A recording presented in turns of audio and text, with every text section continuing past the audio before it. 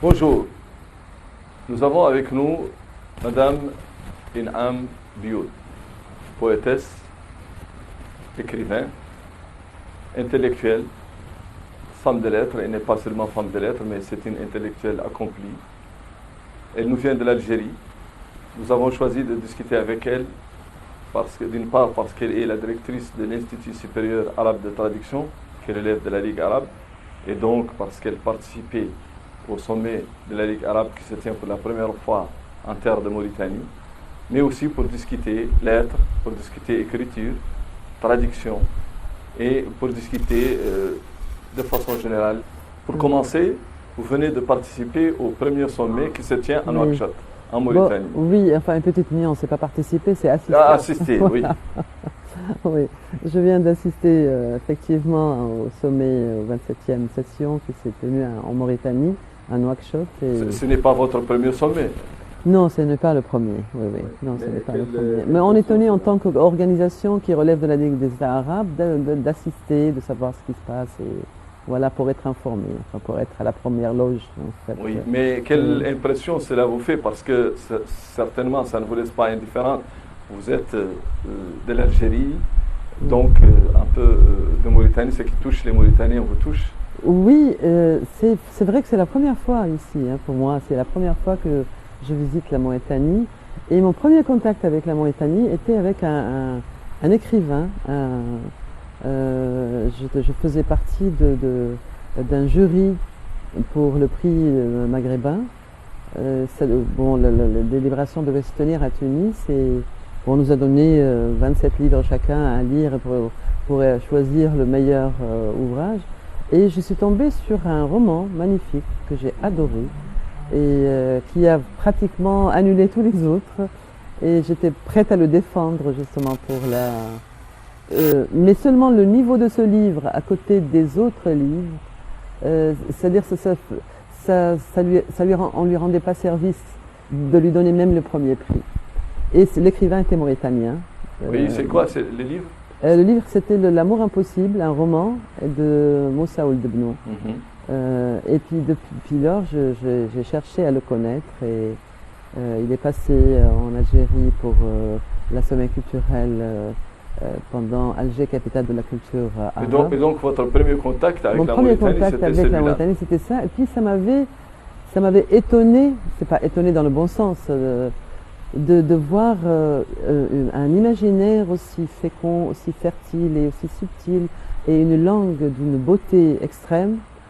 Et donc ça m'avait intriguée à l'époque. Et puis quand j'ai connu l'auteur de c'est une amitié qui dure jusqu'à maintenant. Et vous êtes là depuis quelques jours ce n'est pas suffisant, mais est-ce que vous avez retrouvé ici les sources de cette inspiration? Je pense que oui en quelque sorte, parce que lorsque je me balade dans le Maghreb, j'ai fait un peu le monde arabe en quelque sorte. Quand on est à l'étranger, on va en Europe, on se sent quand même dépaysé. Et moi, à partir de la Tunisie et l'Algérie, le Maroc, là, je ne me suis pas sentie dépaysée. C'est-à-dire, c'est ça le signal, si vous voulez, qui me fait dire que je suis encore chez moi. Et puis la gentillesse des gens, c'est-à-dire ça vous met pas mal à l'aise, mais c'est tellement sincère que c'est très touchant, ça me touche énormément. La gentillesse, une gentillesse authentique. Comparée au Mashrek, par exemple, comparée au pays du Mashrek, là-bas ils sont très aimables, très gentils, mais on sent que c'est quand même un peu surfait. Il y a quelque chose, il y a un peu une politesse un peu acquise à travers des lésages, et c'est pas cette politesse spontanée on la sent comme un cristal qui brille. Là, j'ai senti ce cristal et j'étais vraiment très heureuse. Et parce qu'on parle d'inspiration, donc fatalement, on parle d'écriture. Comment l'écriture vient-elle généralement selon vous? Comment elle vient? Bon, l'écriture, je pense, c'est une preuve qu'on est en vie aussi. c'est comme une preuve d'existence. Tout ce qu'on fait est une preuve d'existence. C'est pour manifester notre être quelque part. Tout ce qu'on fait, pas uniquement la peinture, la peinture aussi, pas l'écriture, les arts en général. C'est une manière de dire on est là, c'est une manière de réagir par rapport au monde, par rapport aux choses, par rapport aux événements, et surtout par rapport à soi aussi, notre place dans l'échiquier universel, qu'est-ce qu'on est. Moi, lorsque je lis les grands écrivains, je me dis quand même il faut ranger ses affaires, ses outils, et arrêter d'écrire. Parce qu'on lit Kundera, Günter Grass, et des noms pareils. Mais moi, je pense qu'on écrit aussi pour soi, et on écrit pour un lecteur potentiel qui est là. Et qu'on et trouve on n'est pas, c'est-à-dire il faut être indulgent avec soi-même, on n'est pas censé faire des chefs-d'œuvre à chaque fois. Il suffit d'écrire, d'être sincère dans l'acte d'écriture, d'être sincère et de dire les choses sincèrement. Et ces lecteurs, au final, pas de trouver. Oui. Moi, j'étais étonnée, après mon premier roman, j'étais étonnée de savoir qu'il y avait des lycéennes qui ont lu, et puis des gens qu'on ne soupçonne même pas qu'ils pouvaient avoir accès à ce type d'écriture, bon, l'arabe, il disait que c'était un peu difficile, parce que mon premier roman était en arabe, c'était un peu difficile, et jusqu'à maintenant, il y a des gens qui font des thèses aussi sur et vous êtes passionné d'architecture d'abord, vous avez été. Et comment s'est fait le passage? Eh ben, le passage, il s'est fait un peu par rapport à des événements, puisque je devais faire architecture, je commençais à faire architecture à Alger, et puis l'université était trop loin de là où j'habitais, donc ça m'avait dissuadé. Et puis, entre-temps, j'ai eu une bourse d'études pour la Syrie, pour étudier justement l'architecture. Donc, je suis partie. Mon frère était déjà là-bas, il faisait génie civil, donc c'était très bien. Et au bout de la deuxième année, il y a eu la guerre de 73, et puis mes parents ont décidé de me rapatrier. Voilà, ils avaient peur. Et donc après, j'ai décidé de faire quelque chose qui se rapproche un peu à l'architecture. Donc je suis entrée à l'école des beaux-arts d'Alger. Et là-bas, les beaux-arts, je voulais toujours faire les beaux-arts dès le départ. Parce qu'on était, ma soeur et moi, ma soeur jumelle, elle est artiste peintre confirmée maintenant. Mais on aimait la peinture, on aimait le dessin. Et c'était notre rêve de faire l'école des beaux-arts, et le rêve de ma soeur était de faire le dessin animé, d'aller à Walt Disney. Et vous êtes vous-même peintre? Oui, le peintre de dimanche, je dirais. Non, je ne suis pas une peintre, mais je fais de la peinture. C'est un moyen d'expression. C'est un moyen d'expression pour vous, comme la poésie aussi. Oui, comme et quel rapport entre la poésie et la peinture, selon vous? La peinture est une forme de poésie aussi. Hein. On peint avec les mots, on écrit avec les couleurs et les nuances. Oui, moi je pense que les arts, c'est aussi une sorte de vase communicant. On ne peut pas dire tous les moyens d'expression se rejoignent quelque part. C'est une quête. Je ne sais pas laquelle. Je n'arrive pas. J'ai pas la prétention maintenant de savoir quelle est cette quête. Mais c'est une quête dans le devenir. C'est dans le processus du savoir. Aller piocher en soi, aller voir la réaction de ce qu'on fait aussi à travers les autres, aux yeux des autres. Parce qu'avant j'écrivais, j'écrivais pour moi. Je n'avais pas envie, ou pas envie, peut-être j'avais peur aussi de la qualité de ce que je fais. C'est-à-dire on a toujours quelque chose d'exigeant quelque part, et puis c'est peut-être aussi l'autocensure, je ne sais pas. Mais avant je pensais que ce que j'écrivais était ma vie, m'appartenait. Mais le premier récital de poésie que j'ai organisé à Alger, c'était après la décennie noire. Donc pendant cette décennie, j'avais écrit beaucoup de poèmes qui exprimaient aussi notre douleur, notre façon, vraiment. Et puis lorsque j'ai lu quelques poèmes, j'ai vu l'assistance, il était en train de pleurer. Donc je pense que c'est pas la qualité de la poésie qui importe, autant que c'est l'émotion. C'est Et la l'émotion qu'elle sincérité. produit. C'est l'émotion qu'elle produit. Oui. Donc moi je suis peut-être une poète d'émotion, pas de. Oui, Parce que certains les poètes de critiques classent, qualité, on a, classent oui, les oui. écrivains et les poètes algériens Mhm. en différentes générations. Oui, Celle, comme dit La Sénac, génération. qui s'est constituée, c'est le doute et oui. tout ça, et l'isolement, celle qui s'est Mm. constituée justement pendant les années noires. Et Mhm. où est-ce que vous vous situez, vous, par rapport à tout ça? Est-ce que votre poésie exprime plus l'espoir que le désespoir Oui. dans le monde? Mhm. Dans ma poésie, il y a quand même une quête métaphysique. Il y a quelque chose, il y a une quête philosophique. C'est fatalement l'espoir. Parce que s'il n'y a pas d'espoir, je ne Pas de pense vie. pas, à la limite, c'est pas la peine, il faut ranger ses affaires et puis se taire. Si on écrit, c'est déjà un acte d'espoir. Le fait d'écrire, c'est un acte. Parce que quoi qu'on dise, lorsqu'on écrit, on écrit pour quelqu'un. Quelqu'un qui est peut-être en nous, mais aussi quelqu'un virtuel qui est ailleurs, qui est là, qui veut je dirais, un lecteur idéal. Idéal qui peut nous écouter, nous entendre et nous comprendre sans poser de questions, et puis sans juger. Je porte mes oreilles bleues sur moi, en moi. Je suis le petit prince d'Aris. Veux-tu m'apprivoiser? Ma ville, une poupée, aux joues tatouées, au ballon suspendu, un rectangle de mer azur au front, tantôt visible, tantôt invisible, au gré des brumes, bien cachées, des regards d'intrus qui peuplent ces rives d'attente et de nonchalance. Oui, C'est de vous. oui. Oui. Explication de texte. Explication de texte, oui. Ça, ce recueil, il est sorti enfin, il n'est pas encore sorti, il est encore Oui, sous c'est presse. sous presse. Mais je l'ai écrit pour.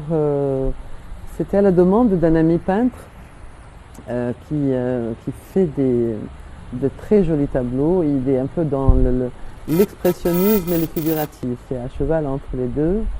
Et j'aimais beaucoup. Enfin, un peu à la manière de Paul Klee. Une revisite de Paul Klee, si vous voulez, avec beaucoup d'influences orientales, avec beaucoup d'influences aussi maghrébines, parce qu'il utilise les zillaïj, il utilise les formes berbères aussi, les signes berbères. Donc il m'avait demandé de faire juste quelques lignes en bas de chaque tableau. Puis lorsque j'ai commencé, je ne pouvais pas m'arrêter à une seule ligne, ce qui est difficile lorsqu'on voit. Donc j'ai commencé à pénétrer dans le tableau. J'étais dans chaque poème, c'était j'investissais le tableau en lui-même et je déambulais dans ses recoins, dans les coins et les recoins, et c'est sorti sous cette forme-là. Et finalement, je pense que les tableaux n'étaient qu'un prétexte pour dire ce que j'avais envie de dire. C'était presque le catalyseur, si vous voulez, l'élément déclencheur pour que les choses qui sont en moi jaillissent. De telle sorte qu'un ami, Talal Haïdar, un poète libanais, quand il a lu les poèmes, il m'a dit: vous pouvez vous passer des tableaux. Maintenant, les poèmes, on n'a plus besoin des tableaux. Maintenant, ces poèmes sont des poèmes à part entière. Nous avons une dame ici qui fait le contraire, c'est qui passe de la poésie et du chant, parce qu'elle met en musique, vers la peinture. Elle essaye de cristalliser. J'aimerais bien voir cette expérience. Oui, elle est là. Ma ville, une poupée démembrée, désarticulée, que je rassemble, que j'habille de rose, de légendes et de ciel bleu. Oui, c'est Alger. C'est Alger, j'ai compris que c'est Alger, j'ai compris que ça doit être un peu après les années noires. Après les années noires, oui. Comment avez-vous vécu en tant que femme? Je ne sais pas, oui. Heureusement qu'il y a l'oubli dans la vie, parce que pendant cette période, on ne pensait pas pouvoir oublier, on ne pensait pas que revivre des émotions était possible, tellement l'atrocité nous a paralysés, en quelque sorte. C'est-à-dire voir ses amis, ses proches,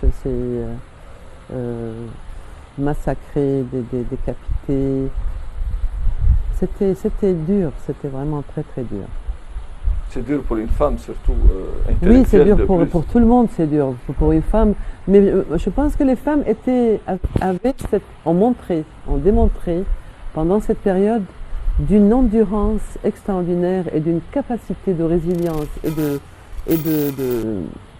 comment on appelle ça, de résistance extraordinaire. C'est-à-dire des femmes qui voient sur des écriteaux sur les écoles, si vous envoyez vos enfants à l'école, on va les tuer, on va vous tuer. Continuez à envoyer leurs enfants à l'école et ils vont les chercher. Ça, c'est une preuve, je pense que c'est un courage, parce qu'on n'est pas courageux, on ne naît pas courageux. Le courage, c'est quelque chose qui vient suite à des événements, suite à un vécu. Et bon, chacun a vécu cette période à sa mesure, en fonction de ses capacités d'endurance, comme je disais. Il y a des gens qui n'ont pas pu tenir dans le coup, ils sont partis. Mais en général, les sociétés en sortent renforcées. Ah oui, oui. Elles en sortent renforcées, mais quand même blessées quelque part. C'est-à-dire Le trauma est profond. l'Algérien n'avait pas besoin encore d'une autre blessure. C'est déjà 130 ans de colonisation. C'est-à-dire aussi la phase de la construction n'était pas facile aussi. L'Algérie a été créée du néant, il n'y avait rien, les administrations étaient vides, l'université était vide, il fallait créer un pays, un État de toutes pièces. C'était pas facile. Bon, c'était dans la joie parce que on avait plein d'espoir et beaucoup d'attentes. Mais ça laisse quelque chose. Ah non, ça laisse quelque chose. Ça laisse quelque chose, même serait-ce que dans les mœurs. Pendant 10 ans, on ne pouvait pas sortir de chez nous. Après 6 heures, c'était pas possible. Donc maintenant, on a presque perdu l'habitude de sortir. Ouais. Mais comment une poétesse qui a les mots, qui a tout ça, qu'est-ce qu'elle trouve dans la traduction? Qu'est-ce qu'elle trouve de satisfaisant? Qu'est-ce qui la satisfait? Qu'est-ce qui peut la satisfaire dans la traduction? On a l'impression que la traduction, c'est seulement... Moi, je suis quelqu'un de très timide, mais contrairement aux apparences. Mais je suis quelqu'un de très... Je pense qu'on ne fait pas son métier par hasard. Donc les psychologues ne font pas psychologie par hasard et les médecins ne font pas médecine. Les journalistes non plus. Donc les journalistes Ils sont curieux.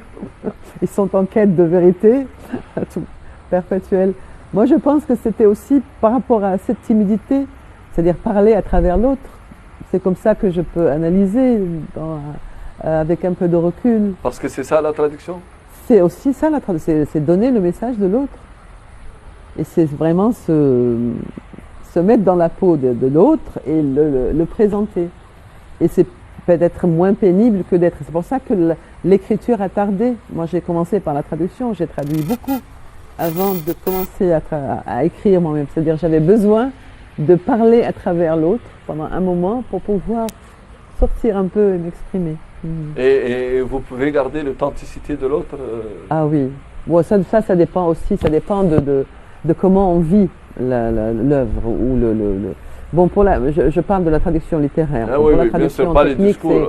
le technique, c'est une autre. Il y a des règles, mais pour la traduction littéraire, quand même, il faut être soi-même un peu, avoir des penchants littéraires ou avoir des goûts littéraires. Et puis, il faut une bonne maîtrise de la langue aussi, une bonne maîtrise des deux langues. Des deux langues, la langue d'origine et la langue... Et puis lorsqu'on traduit un auteur, il faut quand même lire son parcours et lire l'œuvre complète de l'auteur pour pénétrer dans son monde et connaître ses préférences linguistiques, ses images. C'est beaucoup plus facile. C'est-à-dire ça. Là, on devient vraiment une part, c'est presque le sosie de l'écrivain.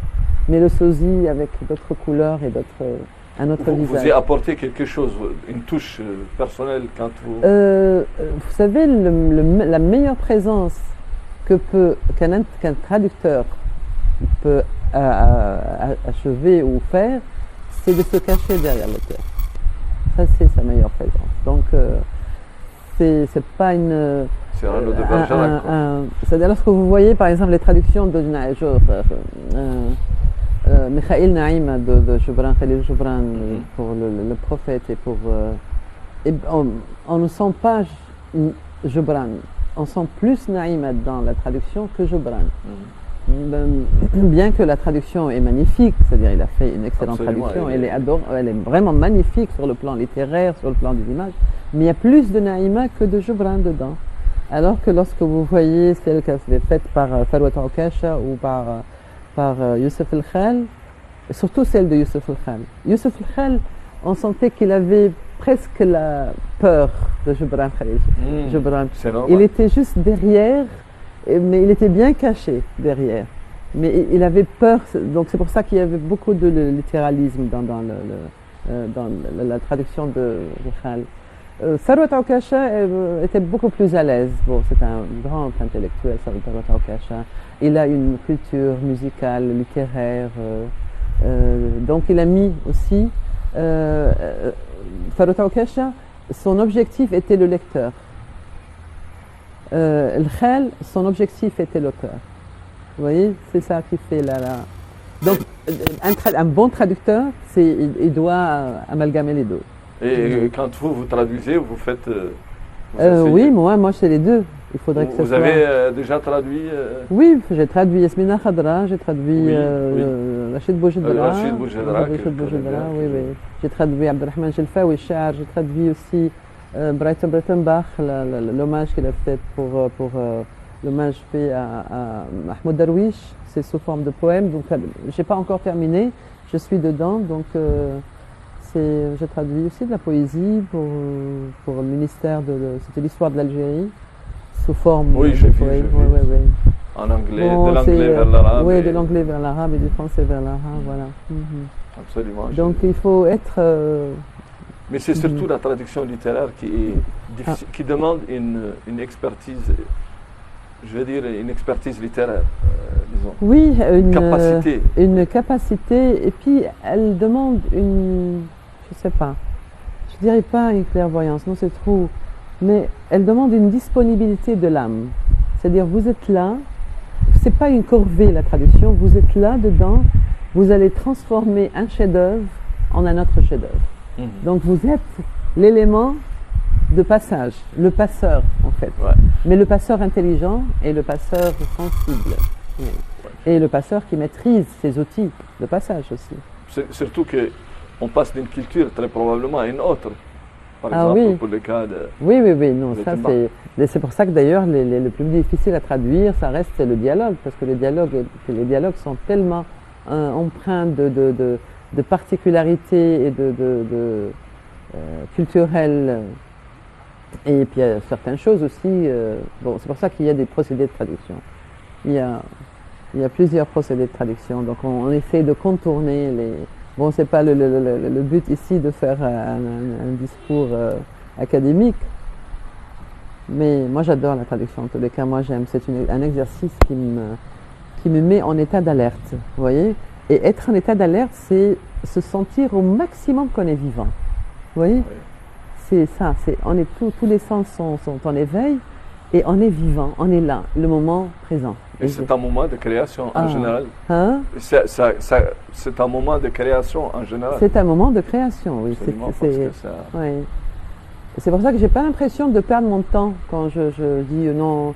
Il y a certains qui me disent non, au lieu de traduire, il vaut mieux écrire. Non, je ne perds pas mon temps lorsque je traduis, parce que lorsque je traduis, c'est une autre œuvre aussi qui sort. Aujourd'hui, on a l'impression qu'il y a un recul. Moi, quand je parle d'un recul, il y a beaucoup de recul, deux reculs au pluriel. Recul de la joie dans nos sociétés, recul aussi de la littérature, recul de la création, de la créativité, surtout dans le Maghreb.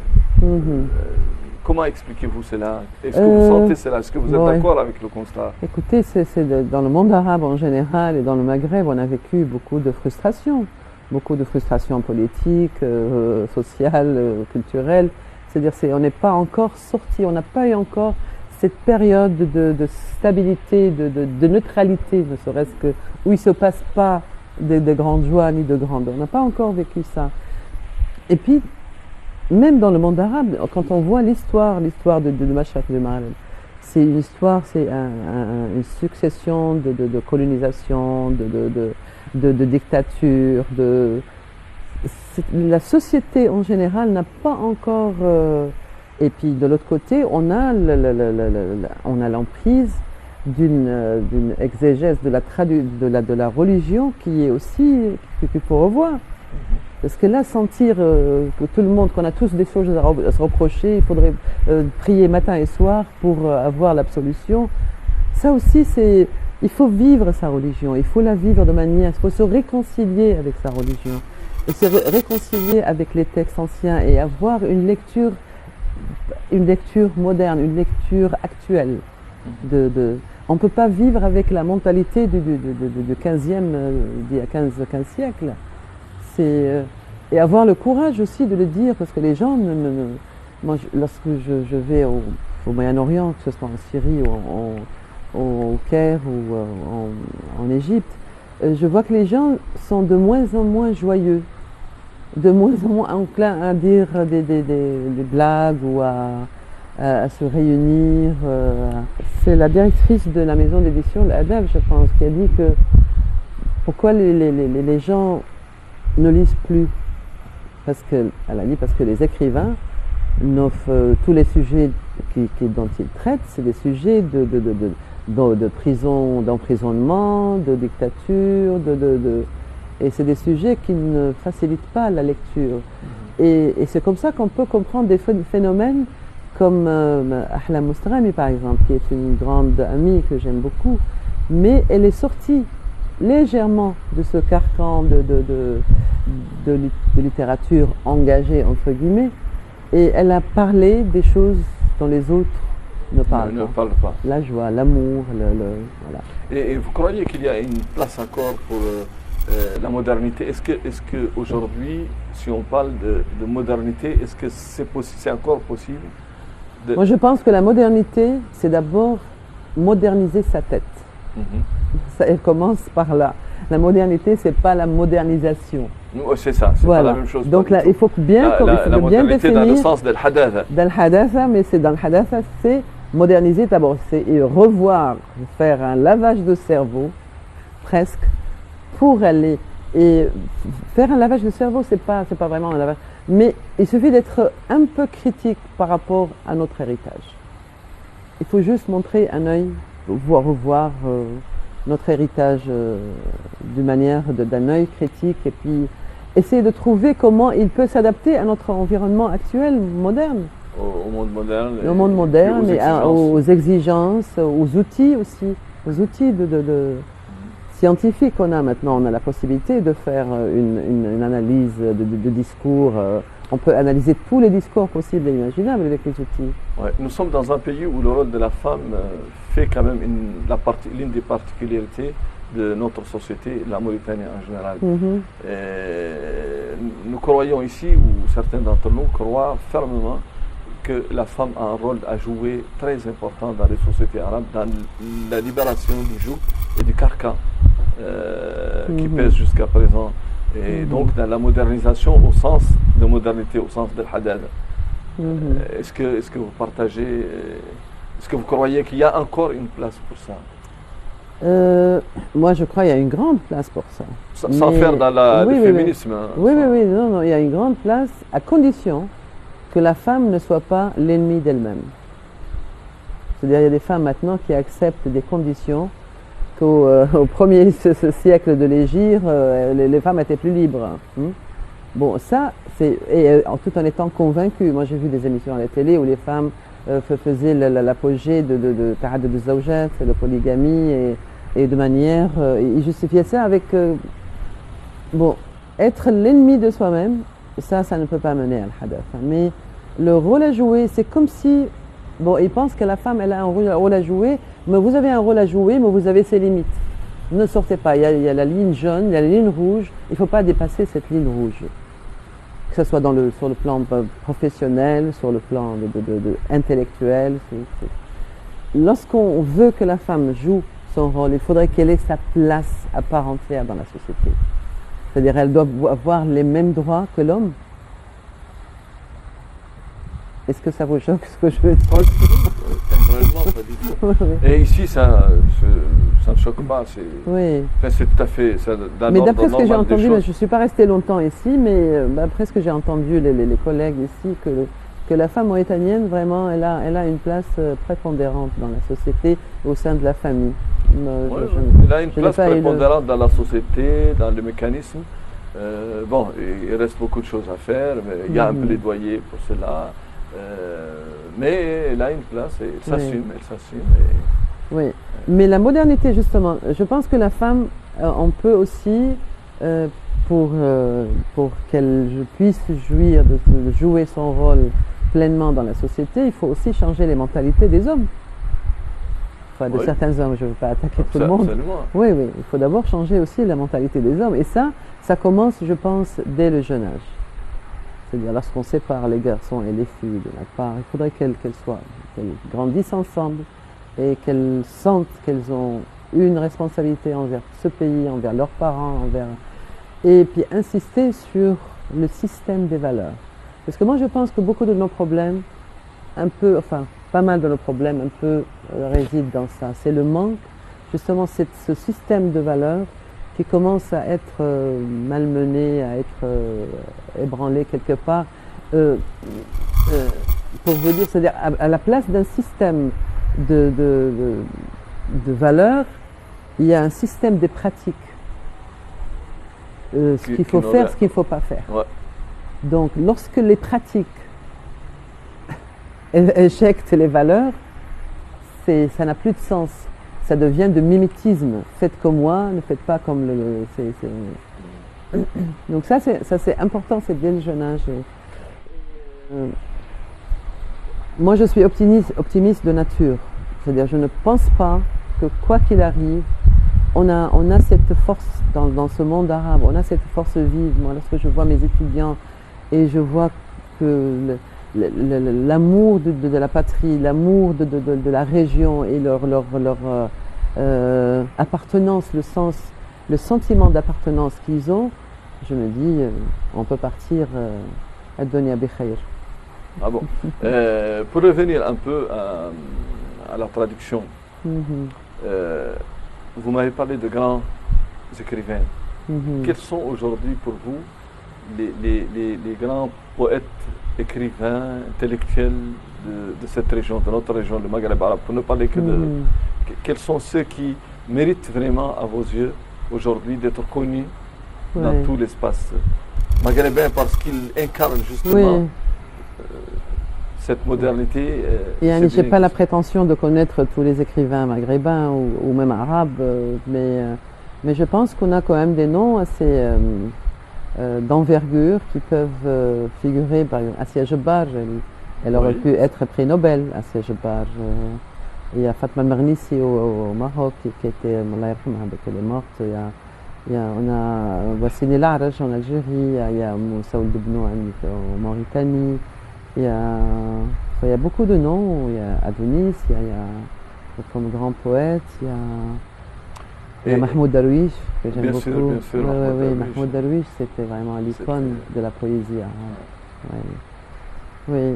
Enfin, les gens qui ont un engagement de vie et une sincérité dans l'art. En général, des périodes comme celle que le monde arabe a traversées ces dernières années, qu'on appelle pompeusement, je ne sais pas si vous êtes d'accord avec ça, ce qu'on appelle le printemps arabe, en général, c'est des périodes de grande création, de grande créativité, parce qu'elles sont des périodes de rupture.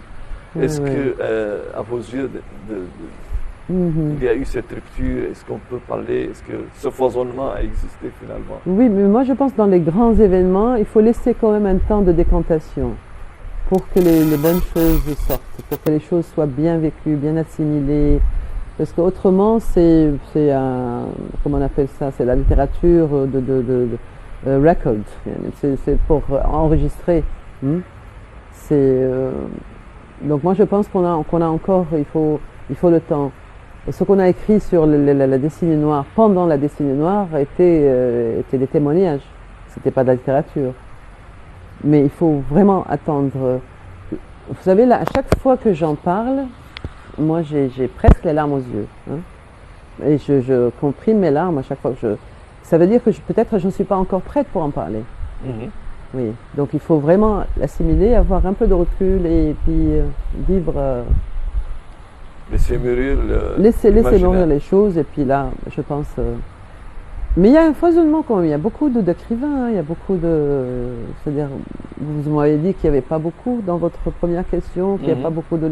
Non, moi je pense qu'il y a beaucoup de jeunes qui écrivent. Il y a, Non, d'ici, on a au l'impression Liban. qu'il y a deux phénomènes qui ont Mhm. tué enfin, l'écriture dans le sens traditionnel, le phénomène Mhm. des médias Oui. sociaux là, qui demandent peu de compétences, Mhm. une expression rapide, une sorte de fast-food Oui, intellectuel et juste un témoignage, comme vous dites. oui, oui. Mais il y a le phénomène aussi de l'absence. On n'a pas assimilé, on n'a pas encore digéré ce Ouais. qui s'est passé. Et les choses ont viré, ont connu des dérives qui nous ont laissé un peu. Mhm. Il n'y a pas eu de romantisme qui a accompagné, disons, ces révolutions-là. Ah, Enfin, je ne sais pas si. oui. D'ici, Moi, je trouve que c'est même ce foisonnement d'écriture, de quel que soit le niveau, même si le niveau n'est pas à la hauteur qu'on veut, mais je pense que c'est un signe de bonne santé aussi. C'est-à-dire les gens essayent d'écrire, les gens essayent de s'exprimer et c'est une bonne chose.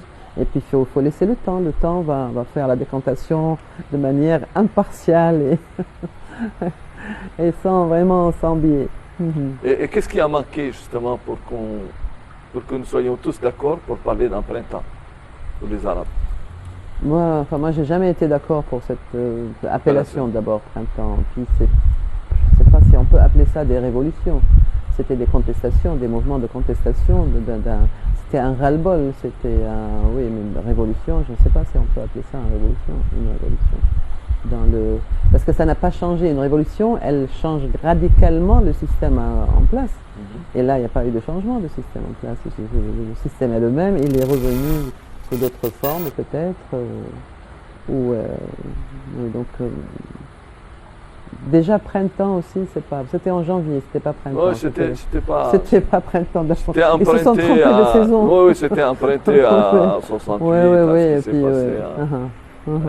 Comme tout, c'est Ouais. une forme de mondialisation. Mondialisation, ouais. Mais il fallait trouver une expression de la part des intellectuels Ouais, arabes, ouais. justement, qui puissent. Mais je pense pas que c'était les Arabes qui ont inventé ça. Je pense que c'est des journalistes américains. Non, c'est des journalistes étrangers. Étrangers qui ont inventé Ouais. cette appellation, qui ne correspond à rien. Oui. Mhm. Absolument. Pour revenir à l'Institut que vous dirigez, Mhm. au début, il avait du mal à se faire reconnaître les diplômes. Est-ce que c'est passé ça? Oui, ça s'est passé. Oui, ça s'est passé. Ça fait 3 ans maintenant. Que- Que notre diplôme est reconnu par le ministère, par le ministère des Affaires de l'enseignement l'éducation, supérieur. et de l'enseignement De supérieur et de la recherche scientifique. Oui. Parce que comme l'Algérie est le pays hôte de cette institution, il faudrait d'abord que le pays reconnaisse le diplôme. Ouais. Bon, on avait quelques problèmes qu'il y avait de malentendus de part et d'autre, mais maintenant c'est réglé. Et il forme au profit de tous les pays. Tous les pays arabes, oui. D'ailleurs, tous les ans, j'écris au ministère de l'enseignement supérieur dans le monde arabe et entre autres la Mauritanie. Pas de réponse. Pas de réponse.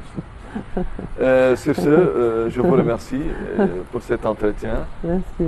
Merci à vous, chers téléspectateurs, et au numéro prochain. Merci.